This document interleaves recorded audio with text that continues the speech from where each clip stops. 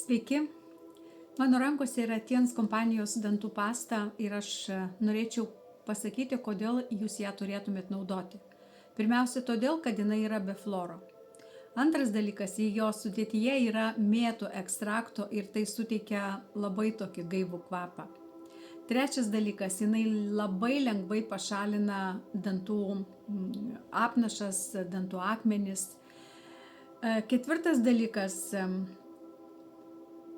išlaiko dantis natūralius ir baltus. Na, o penktas ir sakyčiau toks pats svarbiausias dalykas yra tai, kad šita pasta išlaiko tokį dantų kietumą ir didesnį atsparumą rūgštims, o tai, tiesiog padeda užkirsti kelią kariesui.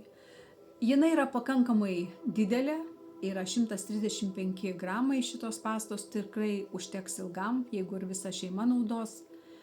Na, o kaina yra tik 15 eurų.